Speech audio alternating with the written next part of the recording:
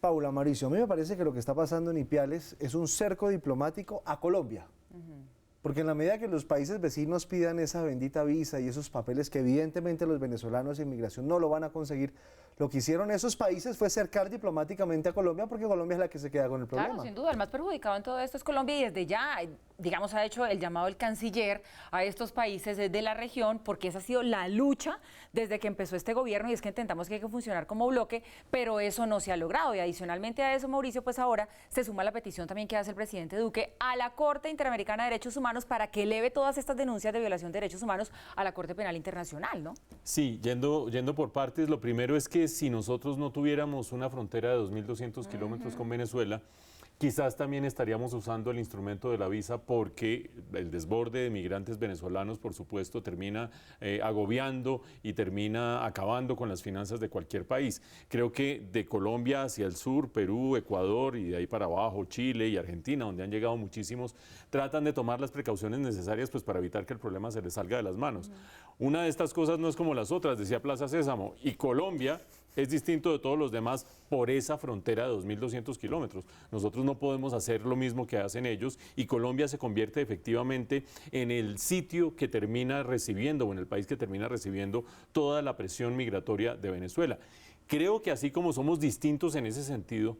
todo el hemisferio, pero también la comunidad internacional debería reconocernos como distintos. Me parece a mí que el hecho de que Colombia no haya sido exitosa hasta el momento en tener un apoyo económico bastante cuantioso de parte de la comunidad internacional está en la agenda de los pendientes de la Cancillería, en la agenda de los pendientes de las relaciones exteriores de Colombia, o si quieren ustedes cambiarlo, pendientes por fracasos, pues usen ustedes la palabra que sea. Pero Colombia se quedó con el pecado y sin el género de todo este tema de la migración venezolana. Eso por una parte. Por otra parte, el presidente Duque efectivamente le dice a la Corte Interamericana de Derechos Humanos que acopie toda la información que tiene y se la lleve contra Nicolás Maduro y se la lleve a la Corte Penal Internacional. Ojo que durante el día hubo distintas versiones que decían lo que le está pidiendo Iván Duque a la Corte Penal Internacional es que investigue a Maduro. La Corte Penal Internacional investiga estados, no investiga individuos. Y en esa medida la Corte Penal Internacional desde hace mucho rato ha estado investigando al Estado venezolano al punto que ni siquiera los funcionarios de la Corte pueden entrar a territorio venezolano, tienen prohibida la entrada. Lo que pide el presidente de Colombia es que la Corte agarre que la Corte Interamericana de Derechos Humanos agarre toda la investigación que tiene, la documentación que tiene y se la lleve a la Corte Penal Internacional. Recuerden ustedes que cuando Iván Duque antes de ser presidente, era senador, fue junto con 72, o llevó una petición acompañada por 72 congresistas colombianos y 50 congresistas chilenos a la Corte Penal Internacional para que investigara a Nicolás Maduro. Acuérdense ustedes que la Corte Penal Internacional tiene como objetivo investigar genocidios, crímenes de guerra y distintos crímenes de lesa humanidad que abarcan desde secuestros, desplazamientos, violaciones, abusos sexuales, muchos de ellos que se configuran dentro de la situación actual de Venezuela.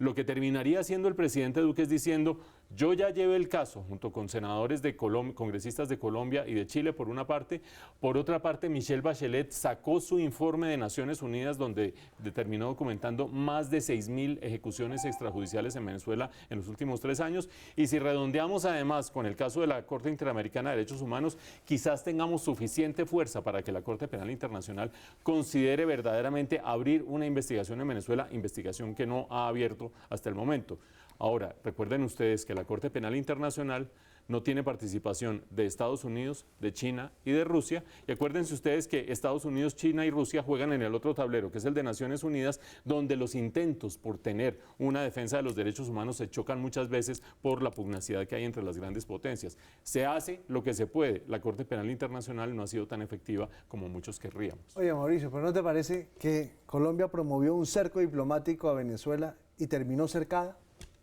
Pues volviendo a su punto original, Giovanni, creo que los esfuerzos de Colombia que ha hecho para que toda la comunidad internacional nos acompañara a enfrentar a Venezuela, en este momento, como lo decíamos hace un rato, nos quedamos con el pecado, que es recibir a la migración venezolana, que hemos hecho el mejor esfuerzo con recursos, presupuesto, veían ustedes al ministro de Salud haciendo la labor humanitaria, dándole nacionalidad a los niños apátridas, todo lo que hay que hacer más o menos. Pero sí es cierto que nosotros nos quedamos bastante solos en una guerra internacional internacional en la que cada cual está mirando sus intereses y mirando para otro lado. Y es clarísimo lo que usted dice, Mauricio, que una de estas cosas no es como las otras, eso está claro, pero sí es una postura muy egoísta la que están tomando los países de la región. Se entiende, pero es egoísta.